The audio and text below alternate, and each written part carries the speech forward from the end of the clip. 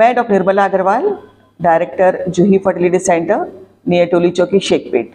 और हम इनफर्टिलिटी के कपल्स को ट्रीट करें सिंस द पास्ट 15 ईयर्स।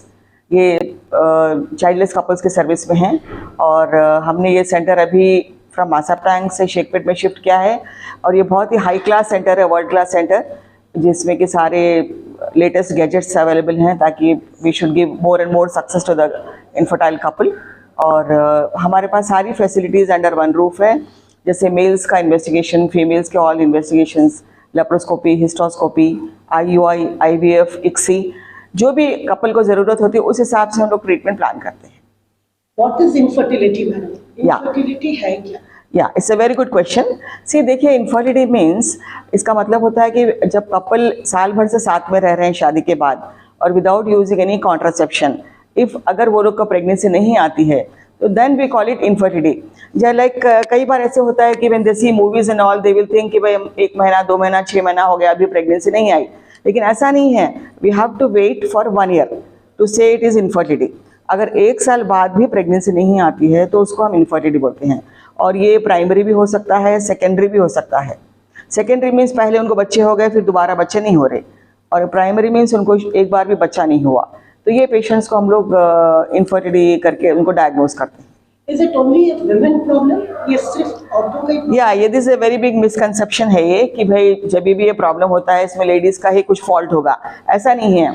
हमारे सेंटर में और इन ऑल द सेंटर्स जब भी ये प्रॉब्लम होता है we call the couple, because it is a couples problem. एक जितने भी इनफर्टाइल कपल्स होते हैं, like the incidence is around 15 to 16% of the married couple. जैसे अगर 100 लोग ट्राई कर रहे हैं तो उसमें से 15% लोगों को at the end of 1 year pregnancy नहीं आती है।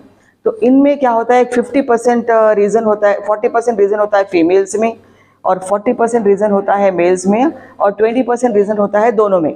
तो इसीलिए ये बहुत ही ज़रूरी है कि हमको मेल और फीमेल दोनों का इन्वेस्टिगेशन करना चाहिए। ये एज कितना इफेक्ट करती है डॉक्टर इसके लिए? या क्या रोल प्ले करती है एज? हाँ देखिए, एज बहुत ही important, most important success parameter है। जैसे अगर पेशेंट यंग होता है बिलो 30 ईयर्स तो उनका फर्टिलिटी इज़ क्वाइट हाई। तो ये टाइम पर जब हम ट्रीटमेंट करते हैं तो success rate is very good. और between 30 and 35 there is a moderate reduction in the fertility. तो फर्टिलिटी धीरे धीरे एज के साथ कम होता जाता है और 35 के बाद में तो फर्टिलिटी बहुत ही ड्रास्टिकली फॉल होना शुरू होता है। तो पेशेंट्स को ये नॉलेज रखना बहुत ज़रूरी है कि भाई हम ट्रीटमेंट को बहुत ज़्यादा डिले नहीं करना चाहिए। जैसे आजकल जो PCOD या फिर ओबीस PCOD, जो लीन है मतलब उनका बॉडी वेट कम है फिर भी उनको PCO है, तो ये लोगों को जेनेटिक प्रॉब्लम है।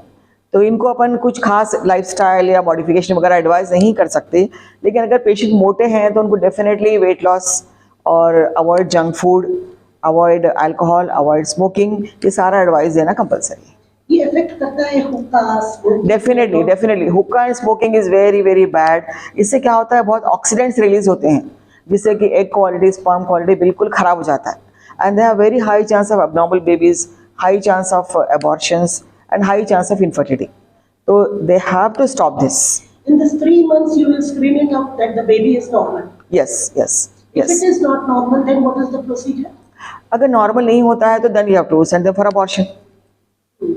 Yes, we do the genetic test and everything we do.